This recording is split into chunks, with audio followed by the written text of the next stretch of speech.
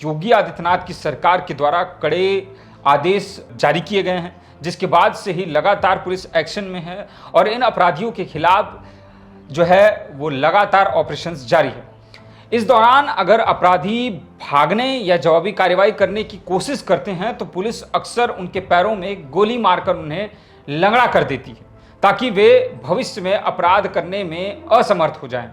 इस रणनीति को अनौपचारिक रूप से ऑपरेशन लंगड़ा कहा जाता है।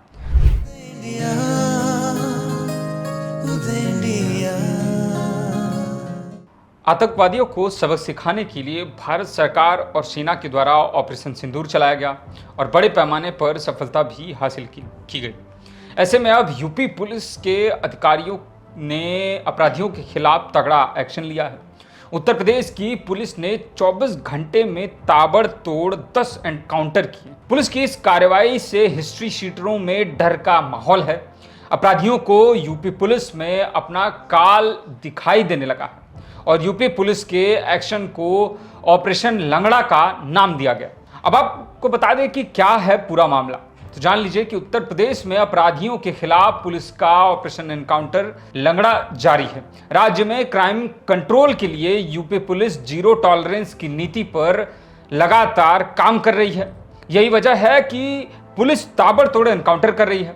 यूपी पुलिस ने प्रदेश में 24 घंटे के अंदर 10 बड़े हिस्ट्री शीटरों को अलग अलग शहरों में उनका एनकाउंटर किया है। इस मुठभेड़ में कई बड़े बड़े बदमाश पकड़े गए। ये सभी ऐसे क्रिमिनल्स हैं जिनकी पुलिस को लंबे समय से तलाश थी। बता दें कि लखनऊ में जहां पुलिस ने रेप के आरोपी को मुठभेड़ के बाद अरेस्ट किया, वहीं गाजियाबाद सिपाही की हत्या के आरोपी को भी गिरफ्तार किया गया। शामली में 25,000 का इनामी बदमाश पकड़ा गया। वहीं झांसी में भी पुलिस और बदमाशों के बीच मुठभेड़ हुई। बुलंदशहर, बागपत, आगरा, जालौन, बलिया और उन्नाव में भी एनकाउंटर के बाद पुलिस ने कई क्रिमिनल्स को अरेस्ट किया है। अब आपको बता देते हैं कि किसका किसका एनकाउंटर और कहां कहां किया गया। तो लखनऊ में रेप के आरोपी का एनकाउंटर किया गया। वहीं गाजियाबाद में हत्या के आरोपी के पैर में गोली मारी गई। शामली में गौ तस्कर के साथ मुठभेड़ हुई। वहीं झांसी में इनामी बदमाश को गोली मारी गई।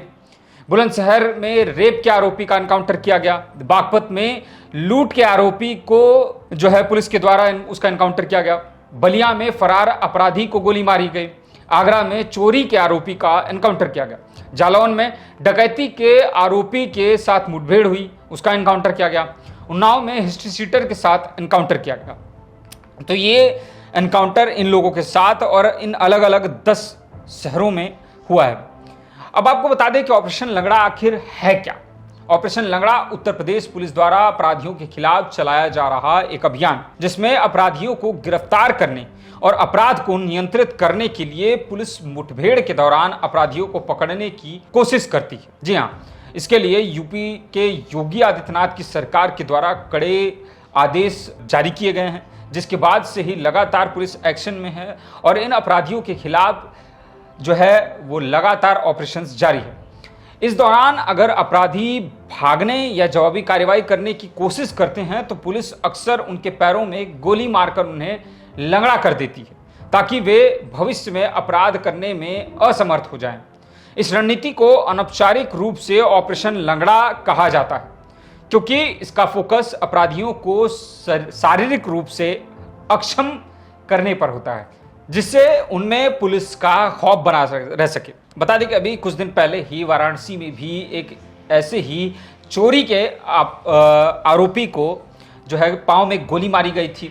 बता दें कि वो संकट मोचन के मुख्य पुजारी के घर से चोरी करके भागता हुआ पकड़ा गया था। बता दें कि ऑपरेशन लंगड़ा के कारण कई हिस्ट्री शीटर अपराध छोड़कर सामान्य जीवन जीने लगे हैं। यह रणनीति अपराध नियंत्रण में प्रभावी मानी जा रही है, लेकिन इसकी कार्यशैली और नैतिकता पर भी चर्चा होती रहती है। लगातार राजनीतिक बयानबाजियां इसको लेकर होती हैं। विपक्ष के द्वारा लगातार जो है यूपी सरकार और योगी आदित्यनाथ की सरकार पे जो है तीखे प्रहार किए जाते हैं, लेकिन अगर अपराध को कम करना है तो इस तरीके का जो कड़ा एक्शन है, कड़े जो ऑपरेशंस हैं, उनको प्रदेश में लागू करना होगा और ये ऑपरेशन लंगड़ा इस बात का प्रूफ है कि हिस्ट्री शीटरों में और बदमाशों में किस तरीके से यूपी में अब भय का माहौल है। तो दोस्तों, यह थी कुछ जानकारी जो कि यूपी पुलिस और ऑपरेशन लंगड़ा से जुड़ी हुई थी। आज के लिए बस इतना ही, और भी खबर के लिए देखते रहें उदय इंडिया डिजिटल को। धन्यवाद।